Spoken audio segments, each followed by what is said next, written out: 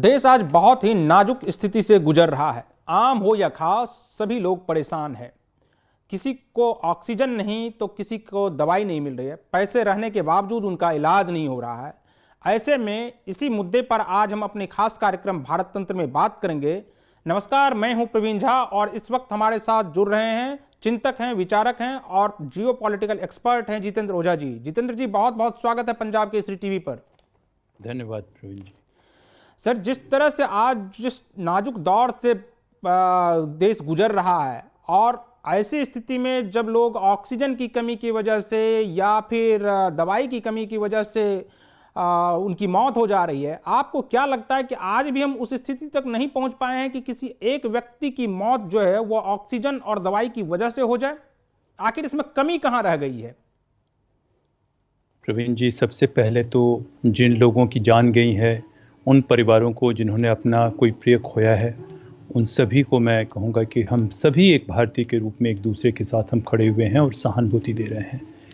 जो बात आपने कही, हम शायद समाज में उस एम्पैथी लेवल पे नहीं पहुंच पाए हैं जहां दूसरे की जान की कीमत हो या उसकी जान को लेके जो दर्द महसूस होना चाहिए, एक समाज के रूप में हम शायद उस स्तर पे पहुंच नहीं पाए हैं और ये सबसे बड़ी चिंता की बात है। और ऐसे में जो व्यवस्थाओं की हम बात करते हैं तो मुझे लगता है कि व्यवस्थाओं में, इतने बड़े देश में, प्रजातांत्रिक देश में एक मजबूत व्यवस्था लाना आसान बात नहीं होगी। लेकिन बहुत अफसोस और तकलीफ़ की बात यह है कि इस तरफ जितने गंभीर प्रयास होने चाहिए थे शायद नहीं हुए। सर, आप देख रहे होंगे कि देश में आज जो स्थिति है बनी हुई, चाहे वो ऑक्सीजन लेवल की कमी हो या ऑक्सीजन ना हो, चाहे दवाई ना हो, अब तो जो आंकड़ा मौत का बढ़ता ही जा रहा है लगातार। दिन ब दिन जो है वो आंकड़े जो है वो कभी 1000 तो कभी 2000, अब तो 2000 को भी क्रॉस कर गया है पूरे देश में आंकड़े। यहाँ तक कि न्यूयॉर्क टाइम्स ने भी छापा है, कहा है कि भारत में जो मौत की स्थिति का, यानी मौत का जो आंकड़ा दिखाया जा रहा है, वो सरकारी आंकड़े जो हैं वो उससे कहीं मौत जो है वो 2 से 5 गुना ज़्यादा है, लेकिन सरकार छुपा रही है इस बात को। तो ऐसी स्थिति में आप क्या मानते हैं कि भारत में इसके लिए कहां पर कमी रह गई? क्या यह सरकार का फेल्योर है या फिर सिस्टमेटिक ढंग से जो पूरा प्रोसेस नहीं है भारत में, एक प्रकार से कहा जाए तो उसका फेल्योर है? देखिए, एक ऐसी स्थिति में जहां इतना बड़ा संकट आया हुआ है, हम सभी को बहुत जिम्मेदारी से कुछ भी कहने की ज़रूरत है। कुछ भी ऐसा नहीं होना चाहिए जिससे लोगों में पैनिक वाली बात आए, तो इसे अवॉइड करना है। लेकिन जहाँ तक लोगों का नुकसान है, लोगों की जान जाने का प्रश्न है, ये एक वास्तविकता है। मैं किसी परिवार को नहीं जानता जिसके परिवार में 1-2 लोग या ज़्यादा लोग बीमार नहीं हो। मैं खुद 2 दफ़े कोविड से हो चुका और काफ़ी दिक्कत जो हेल्थ में आती है कर चुका, लेकिन मैं भाग्यशाली हूँ। मेरे कई मित्र जो है उनकी मृत्यु हो गई है, कुछ अभी वेंटिलेटर पे पड़े हुए हैं जिनके बचने की शायद उम्मीद बहुत कम है। तो ये मौत का जो ये चल रहा है, ये तो एक वास्तविकता है। नंबर्स सरकार के लिए, दूसरे लोगों के लिए नंबर्स होते होंगे। मैं समझता हूँ कि किसी भी परिवार का कोई व्यक्ति अगर वो खोता है वो परिवार, तो उसके लिए वो एक नंबर नहीं है, उसके लिए पूरी दुनिया जो है उथल पुथल हो जाती है। तो इसमें जो आप कह रहे हैं कि गलती किसकी है, मैं सोचता हूँ कि गलती से भी ज़्यादा महत्वपूर्ण ये बात है कि हम इससे क्या सीख के क्या आगे जा सकते हैं। और गलती तो सभी की है, सरकार की भी है, व्यवस्थाओं की भी है। जैसे मैंने कहा कि एक हमारी पूरी सिस्टम जो है वो वीआईपी सेंट्रिक सिस्टम है, जो कुछ लोगों को कैटर करती है, जनता को कैटर नहीं करती है। आप अगर एक ऐसी व्यवस्था बनाएंगे जिस व्यवस्था में आप चाहेंगे कि सेलेक्टिव रूप से कुछ एरिया में वो व्यवस्था काम करे, कुछ लोगों के लिए तो काम करे, बाद बाकी वो काम नहीं करे, तो उसका खामियाजा ये भुगतना पड़ता है।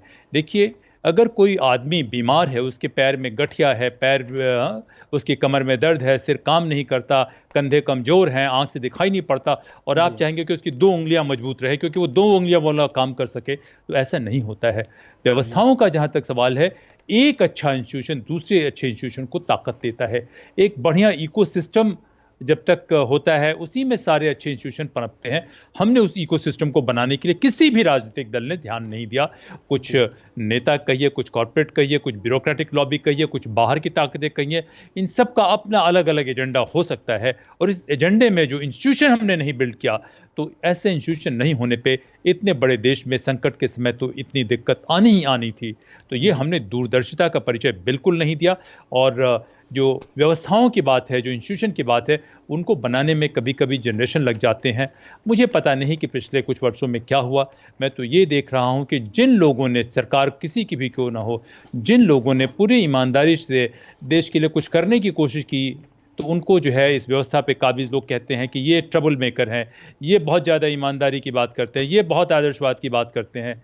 देखिए, ईमानदारी और आदर्शवाद ही बुनियाद होती है अच्छे इंस्टीट्यूशन की और अच्छे समाज की।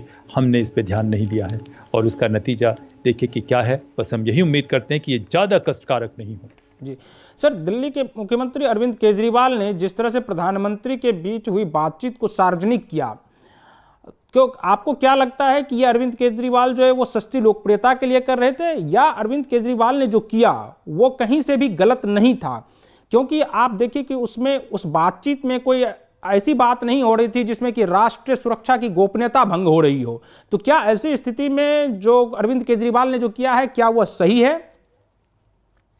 देखिए, मैं किसी भी व्यक्ति के बारे में कुछ नहीं कहना चाहूँगा, लेकिन एक बात बिल्कुल साफ है कि ये राजनीति का जो माहौल है, उसमें कुछ लोगों के बीच में कंपटीशन चल रहा है। वहाँ जनता के जान को भी लेके, जनता को लेके उतनी संजीदगी नहीं है। वो कंपटीशन चल रहा है, एक पॉपुलैरिटी कॉन्टेस्ट चल रहा है।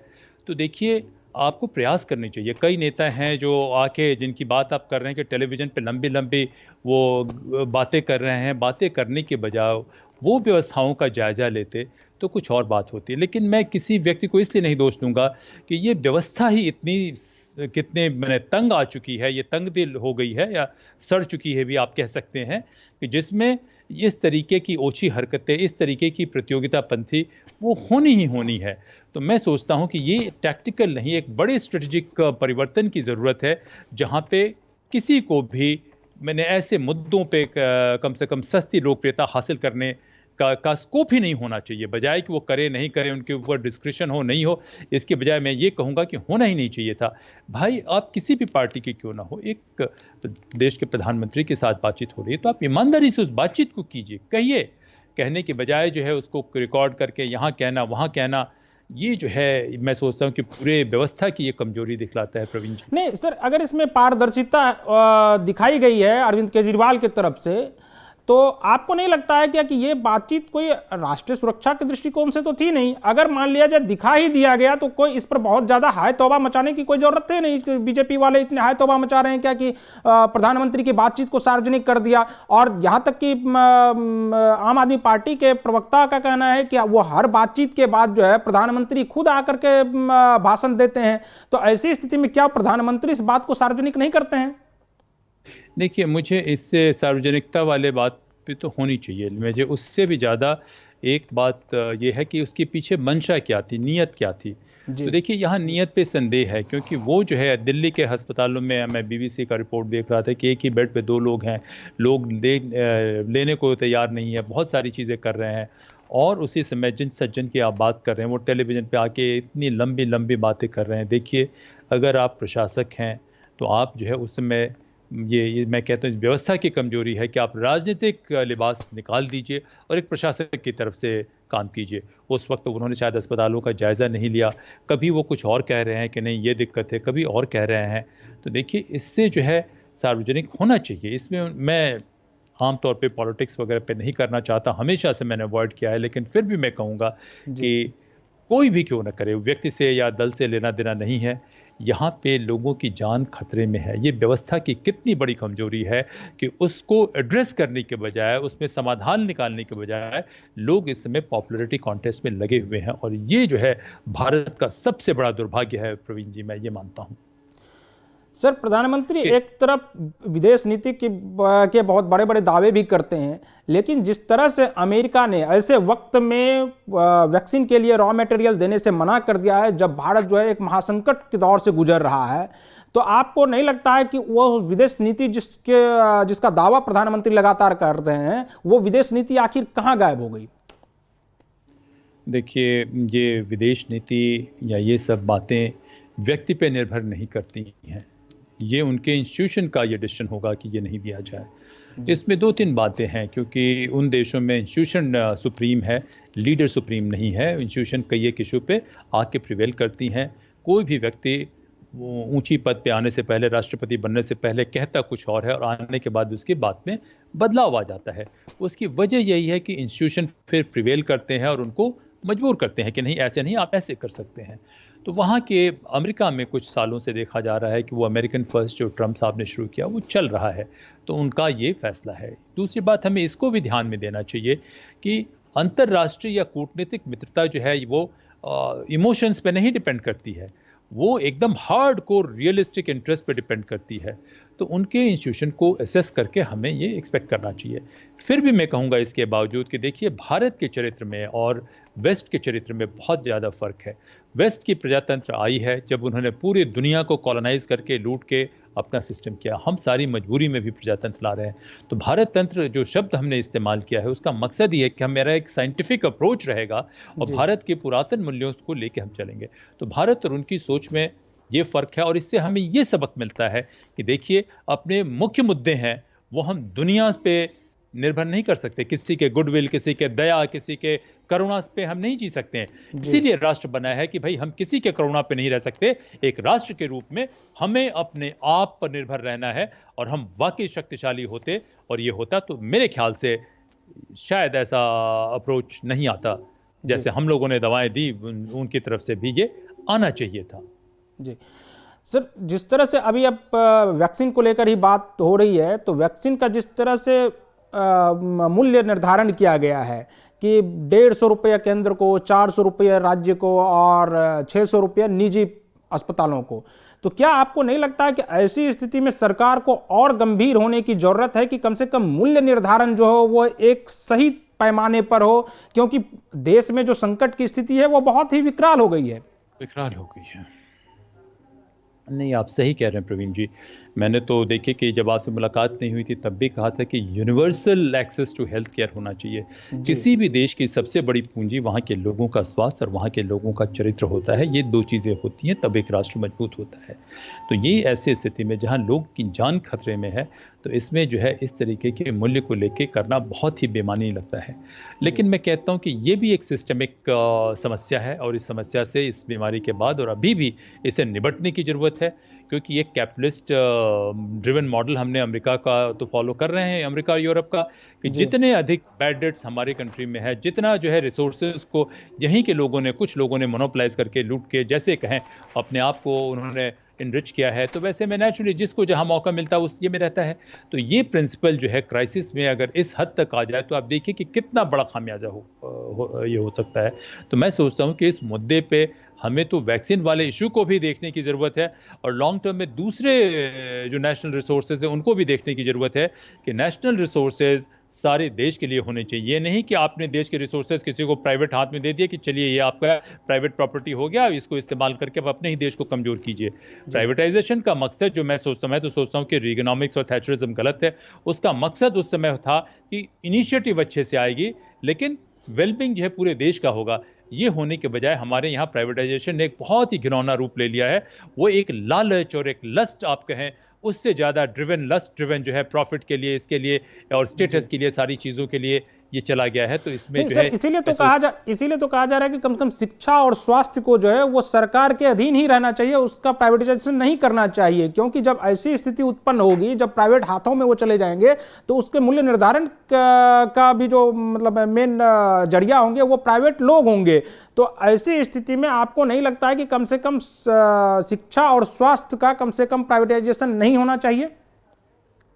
जो हम लोगों ने भारत तंत्र कार्यक्रम शुरू किया है प्रवीण जी, हमने मिलकर भारत तंत्र पे तो मैं बहुत सालों से ये कर रहा हूँ, तो उसका मुख्य मकसद ही यही था कि ये तमाम चीज़ें होनी चाहिए। सिर्फ होनी ही नहीं चाहिए, सरकार में प्राइवेटाइजेशन ही समस्या नहीं है, लीडरशिप के एक नए मॉडल की भी हम लोग बात कर रहे थे। मैंने लिख के रखा था कि कहीं पे भी इनिशिएटिव दीजिए, लीडरशिप लाइए, तो निश्चित रूप से सरकार में भी रह के अच्छी एफिशिएंसी लाई जा सकती है। प्राइवेटाइजेशन एकमात्र सहारा नहीं है। तो इसमें मैं सोचता हूं कि बहुत व्यापक विचार की ज़रूरत होनी चाहिए, क्योंकि देखिए सभी को अच्छा लगता है दूसरों से ऊपर उठ जाना, पूरी चीज़ों को अपने कब्जे में ले जाना, क्योंकि इंसान के भीतर हैवानियत और दरिंदगी अब भी बाकी है। हम उसे अब परवरिश से कहें, किसी चीज़ से कहें, वो उसे कंट्रोल किया जा सकता है, लेकिन मनुष्य के भीतर आत्म प्रेम, अपने आप से मोहब्बत, ये सब चीज़ें हैं। और यही है जो पहले मनुष्य जो है कभी एक दूसरे के मनुष्य की हत्या कर देता था और हत्या करके खा जाता था, यहाँ तक स्थिति हालात अगर खराब होते थे तो आता था। तो देखिए सभ्यता का मतलब ही ये है कि इस सोच से निकल के हम कैसे परस्पर सहयोग करें, और इसमें जो है ये चीज़ें दिखाती है कि आदमी जो है एक मनुष्य दूसरे मनुष्य की जान की भी उसको परवाह नहीं है, वो किसी तरीके से अपने आप को इनरिच करना चाहता है। तो ये एक बेसिक मुद्दा है, लेकिन एक लार्जर सिस्टमिक कंस्ट्रेंट भी है जिस पे खुल के चर्चा होनी चाहिए। जी सर, आप जब आप क्या मानते हैं कि इस महामारी के बाद मानव जाति को क्या सबक लेने की जरूरत है कि ताकि इससे और ज्यादा जो आगे आने वाले, ऐसा तो है नहीं कि एक बार इस महामारी से लड़ लिया, आगे कोई और महामारी नहीं, क्योंकि आप देख रहे होंगे कि पहले काला जार हो जा रहा था, मलेरिया और भी बहुत सारे, पोलियो का हुआ, पोलियो का उन्मूलन हम लोगों ने कर लिया एक तरह से, लेकिन आगे क्या सीख लेने की जरूरत है? देखिए आगे तो मैं यही कहूँगा, 2-3-4 बातें मैं कहूँगा कि ये दुनिया एकदम अलग दुनिया है, ग्लोबलाइज्ड वर्ल्ड है। इस ग्लोबलाइज्ड वर्ल्ड में 2-3 चीज़ें बहुत ज़रूरी हैं। एक तो ये है कि भाई ऐसी व्यवस्था लाई जाए जिसमें लोग एक दूसरे से प्रतियोगिता करें, कंपटीशन तो जरूर करें, लेकिन कॉन्फ्लिक्ट नहीं करें, क्योंकि इस बीमारी की कैसे शुरू हुई उसको भी लेके बहुत सारी अटकलें लगाई जा रही हैं। अभी तक वो जो है कंट्रोवर्सी में बनी हुई है कि कुछ लोग जो बहुत ही शक्तिशाली हैं, उनको अपनी ताकत पे बहुत गुरूर है, तो उन लोगों ने ये बीमारी की। दूसरी बात ये होती है कि देखिए एक देश के रूप में या किसी रूप में अगर हम एक एसिमेट्री ऑफ पावर हमारे खिलाफ है, तो हमारी नैतिक शक्ति कम हो जाती है। तो भारत को अपनी सोच के हिसाब से मैं सोचता हूं कि एक बहुत सशक्त शक्ति बन के उभरना पड़ेगा, और अपने जो पुरातन मूल्य हैं, जो वाकई जो एंशिएंट इंडियन वैल्यूज़ हैं जिनकी आप बात कर रहे हैं, उन वैल्यूज़ के साथ और साइंटिफिक प्रिंसिपल्स को लेके हमें जो है भारत तंत्र जैसे विचारों को और आगे ले जाने की ज़रूरत है। और ये विचार सिर्फ उपदेश के लिए नहीं होने चाहिए, कहानी के लिए नहीं होने चाहिए, ये विचार ऐसे होने चाहिए जो हम अपनी रोजमर्रा की जिंदगी में जी सके।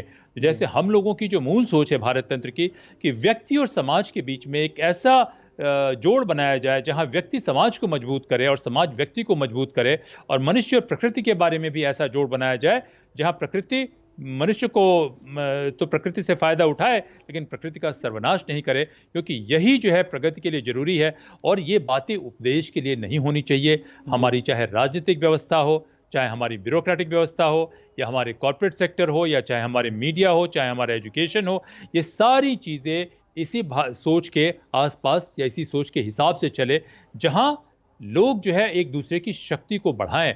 और बीमारियों का सवाल है, संघर्ष का सवाल है, इसको रोकना बहुत जरूरी है। और इस तमाम चीज़ों के लिए देखिए, मैं नहीं कहता कि भारत जो है अमेरिका के तर्ज का ताकत बन जाए, या चीन की तर्ज का ताकत बन जाए, या वेस्ट एशिया के तर्ज का ताकत बन जाए। भारत के पुरातन मूल्यों को, जिन मूल्यों में ह्यूमनिज्म थी, जिन मूल्यों में कम से कम कॉन्फ्लिक्ट था, जिन मूल्यों में वाकई जो वसुधैव कुटुंबकम हम मुंह से कह के खत्म नहीं कर दें, हम उस वसुधैव कुटुंबकम को कैसे ला सकते हैं? और उसको लाने का तरीका यही है कि हम पहले सशक्त हों। सशक्त ये नहीं हो कि कुछ मिलिट्री किस्म के कुछ लोग आ जाएं और हम उनकी पूजा करना शुरू कर दें मुगलई अंदाज में। नहीं, वो सशक्त नहीं हो। सशक्त तब हो जब हर एक नागरिक जो है उसमें एक तो समझ, स्वास्थ्य ये हो, और जिम्मेदारी सभी की का ये हो, और उस हिसाब से सरकार और समाज दोनों मिलकर करें। तो ऐसे हिसाब से मैं सोचता हूं कि ये एक बहुत बड़ी चुनौती है, और हम तभी जो है इस बीमारी से सही सबक लेके कुछ और अच्छा कर पाएंगे। नहीं तो ये बीमारी और ये जो दुर्दशा हो रही है, उस दुर्दशा से पूरी मानव जाति काफ़ी कदम पीछे जा चुकी रहेगी। क्योंकि जिन लोगों के बारे में कहा जाता है कि उन लोगों ने बीमारी शुरू की या बीमारी से वो फ़ायदा उठाना चाहते हैं, अगर हम लोग जम के जवाब नहीं देते हैं तो सारे लोगों को बहुत परेशानी होगी, और इतिहास में हम एक गलत मोड़ फिर लेने की दिशा में होंगे। प्रवीण जी सर, हमारी संस्थाएं जिस तरह से लाचार हो गई हैं या काम करना एक प्रकार से बंद कर दिए, तो क्या आपको लगता है क्या कि अब इससे हम कैसे उस संस्था को फिर से जीवित करें या पुनर्जीवित करें कि ताकि जो इस स्थिति में पहुंच चुके हैं अब वैसी स्थिति में दोबारा से ना पहुंचे? देखिए, ऐसी बात नहीं है कि संस्थाएं एकदम काम करना बंद कर चुकी हैं। संस्थाएं कुछ हद तक अभी भी काम कर रही हैं। देखिए कि इतने बड़े देश में जितनी बड़ी समस्या है, उस समस्या के हिसाब से हम काम कर रहे हैं, लेकिन उतना नहीं कर रहे हैं जितना होना चाहिए। जी। तो तो मैं नहीं कहता हूं कि संस्थाएं अचानक खराब हुई हैं। हमारी संस्थाएं हमेशा से कमजोर रही हैं। तो इन संस्थाओं को बनाने के लिए जो पहल होनी चाहिए थी, जैसे हमने कहा, लीडरशिप होनी चाहिए, इंटेग्रिटी होनी चाहिए, जी। स्किल होनी चाहिए, और इन सभी को इंसेंटिव मिलना चाहिए, तो वो नहीं है। हमारी तमाम संस्थाओं की कमी ये है कि हमने प्रजातंत्र तो ला दिया है, लेकिन एब्सोल्यूट पावर, डिस्क्रिशनरी पावर वो सारे लोगों को दे दिया है। मनसबदारी वाली व्यवस्था बन गई है। जी। देखिए, मनसबदारी व्यवस्था जिस ने चलाई, उस मुगल साम्राज्य ने देश का भी सर्वनाश किया और अपने आप भी खत्म हो गई। जो ये व्यवस्था चली आ रही है गुप्त काल से, क्योंकि जो जी। कौटिल्य की बनाई हुई ब्यूरोक्रेसी हमारे पास थी, उस ब्यूरोक्रेसी को हमने गुप्त इरा में के आखिरी दिनों में खत्म कर दिया था। तो देखिए, एक प्रोफेशनल अकाउंटेबल सिविल सर्वेंट, एक बेहतरीन एफिशिएंट जुडिशियल सिस्टम, और वैसा ही कमिटेड कॉर्पोरेट सेक्टर कि private initiative for public good, private initiative not for theft and cornering of resources, and जी। private initiative not for stealing profit and exploiting national resources for private gains. ये नहीं होना चाहिए। तो जी। इस पे जो है, अगर हम लेके चलते हैं तो ये उपदेश की बातें नहीं है, क्योंकि क्राइसिस तो देखिए, हो सकता है कि ये मेरे जीवन में इस तरीके की क्राइसिस पहली क्राइसिस है। एक क्राइसिस बड़ी सी आती है, लेकिन जो कमज़ोर देश होते हैं, जो जिनकी सोच कमज़ोर होती है, वो एक क्राइसिस उन्हें चोट पहुंचा देती है। जो हेल्दी देश होते हैं, उस क्राइसिस से और मजबूत होकर निकलते हैं। तो जी। ये जो है, सबके हित में है कि हम इस व्यवस्था को बदलें और इंस्टीट्यूशंस को मजबूत करें, क्योंकि इतना बड़ा देश किसी कुछ व्यक्तियों की टैलेंट या उनके चैरिटी पे नहीं चल सकता है। सर, इस पूरे महासंकट के लिए सरकार तो एक प्रकार से जिम्मेदार है ही, आम लोग, आपको नहीं लगता है कि आम लोग भी बराबर के जिम्मेदार हैं और आम लोगों को अपने रवैये को और बदलने की जरूरत है? अगर अपने रवैये को आम लोग नहीं बदलते हैं, जिस तरह से प्रदूषण फैलाया जा रहा है, जिस तरह से लोग चाहे वो जंगल की कटाई कर रहे हैं, तो इस तरह से आगे आने वाले समय में और भी बड़े आपदाओं से लोगों को गुजरना पड़ सकता है। तो आपको नहीं लगता है कि लोगों को अपने रवैये को भी बदलने की जरूरत है? देखिए, हमारे समाज में हर तरह के लोग हैं। जैसे मैंने कहा कि क्रिमिनल जस्टिस सिस्टम खराब है, अच्छे रोल मॉडल उतने नहीं हैं जितने इतने बड़े समाज को, इतने बड़े देश को चलाने के लिए चाहिए। तो इसका खामियाजा हम देख रहे हैं।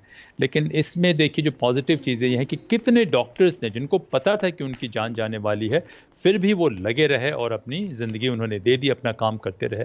बहुत सारी रिपोर्ट ऐसी आ रही है कि पुलिस वालों ने अपने तनख्वाह सबको छोड़ छाड़ के लोगों की मदद की, अपनी तनख्वाह दे दी दूसरों को। तो इसमें बहुत सारी अच्छी चीज़ें नज़र आ रही है। लेकिन साथ में, जैसे हमने कहा कि इंसान की फितरत में हैवानियत और दरिंदगी है, वो भी देखने को मिल रही है। तो इसका दो तरीका होना चाहिए। मैं मानता हूं कि लोग जिम्मेदार हैं, लेकिन उनमें से बहुत से लोग हैं जिनको लालच करने की, चोरी करने की आदत हो गई है और उनको रोकने वाला कोई नहीं है। एक तो ये समस्या है। दूसरे लोग हैं जो मेंटली, मैंने इतनी ज़्यादा इस तरीके से उनकी परवरिश हुई है, एजुकेशन नहीं मिला, उनकी ट्रेनिंग नहीं हुई, उनकी अपब्रिंगिंग नहीं हुई, कि दिखते तो इंसानों की शक्ल में है, लेकिन उसकी सोच जो है जानवरों से भी गंदी है। तो देखिए, इस समस्या का इतना समाधान ये नहीं होगा कि हम बात करें और हो जाए। इसीलिए ज़रूरी है, मैं सोचता हूँ, कि एजुकेशन, वो एजुकेशन में आप सिर्फ अंग्रेजी कविता पढ़ा दे, वो एजुकेशन नहीं होता है। जैसे कैरेक्टर बिल्डिंग महात्मा गांधी ने शुरू में कहा, उसको हमने ध्यान ही नहीं दिया। तो देखिए, लोगों का कैरेक्टर बिल्ड कीजिए, मजबूत रूल ऑफ लॉ लाइए, लेकिन फिर भी ये पर्याप्त नहीं होंगे। जो लोग लीडरशिप रोल में हैं, उन लोगों को रोल मॉडल बनना पड़ेगा, क्योंकि वो सोचते हैं अगर वो नहीं है तो व्यवस्था ऐसी हो कि इस तरीके के लोग लीडरशिप रोल में आए नहीं। तो जी। यही जरूरी है प्रवीण जी, कि हम एक समाज के रूप में सोचना शुरू करें, एक पूरे देश के रूप में सोचना शुरू करें, बजाय कि एक इंडिविजुअल के रूप में, किसी दल के नेता के रूप में, किसी समुदाय के नेता के रूप में, किसी प्रांत के ये के रूप में सोचने की बजाय। तो मेरे ख्याल से ये जो है हमें सबक देता है कि अगर ऐसा नहीं होता है तो क्या दिक्कत होगी। सर, आखिरी सवाल है कि क्या अब ऐसी स्थिति में, जब इस संकट से हम लोग इस पूरे महासंकट में हैं फंसे हुए, तो ऐसी स्थिति में आप क्या संदेश देना चाहेंगे जिससे कि कम से कम इस स्थिति से अब लोग जल्द से जल्द उबर जाएं? देखिए, पता नहीं मेरे संदेश कितने लोग सुनेंगे, लेकिन मेरा संदेश यही होगा कि मुसीबत या एडवर्सिटी जो है वो किसी के कैरेक्टर का टेस्ट लेती है। तो हमें एक राष्ट्र के रूप में ये हमारे कैरेक्टर का इम्तिहान हो रहा है। तो एक जो भी मुश्किल समय आई है, एक तो मजबूती से उसका सामना करना चाहिए। दूसरा, हमारे बड़े विद्वान डॉक्टर लोग बता रहे हैं कि कैसे इसका सामना किया जाए, उनकी बातों को ध्यान देना है।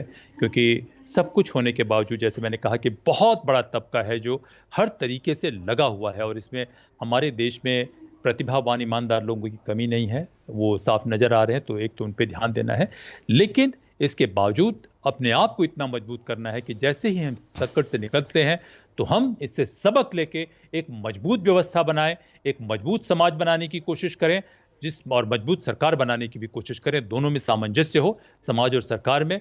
और ये जो है बातें, जो भी हम ईमानदारी की बातें कर रहे हैं, वो उपदेश देने के लिए नहीं हो, वो रोजमर्रा की जीवन में जीने के लिए हो। तो मैं यही संदेश देना चाहूँगा कि मुश्किल की घड़ी है, इस मुश्किल की घड़ी में हम एक दूसरे का, सभी का मनोबल बढ़ाएं, और जो प्रिकॉशंस है उसका तो बिल्कुल ध्यान रखें, और ये मान के चले कि हमें इस मुसीबत से जीतना है। भले इंडिविजुअली हम रहें ना रहें, कल हम लोग शायद, पता नहीं कल क्या होगा, हमें नहीं मालूम है, लेकिन हमारा देश, हमारा समाज मजबूत होकर उभरना चाहिए इस संकट से। सर, आपका बहुत बहुत शुक्रिया पंजाब केसरी से बात करने के लिए। तो भारत तंत्र एक कार्यक्रम नहीं है, भारत तंत्र एक सोच है, नई सोच है, और हम इस सोच में जो है किसी भी विषय को, किसी भी समस्या को एक नए परिप्रेक्ष्य से देखते हैं, और हम उम्मीद करते हैं और उसका जवाब भी तलाशते हैं। हम उम्मीद करते हैं कि हमारे साथ जो लोग भी जुड़ रहे हैं वो भी अपना जो भी विचार हो वो हमारे साथ साझा कर सकते हैं। आप भी हमको अलग अलग मुद्दों पर अपनी राय दे सकते हैं, और आप हमसे कह सकते हैं कि आप इस विषय को लेकर आगे कार्यक्रम कीजिए। तो जो दर्शक अभी तक हमारे साथ जुड़े हुए थे उनका बहुत बहुत शुक्रिया, और मुझे दीजिए अनुमति। नमस्कार।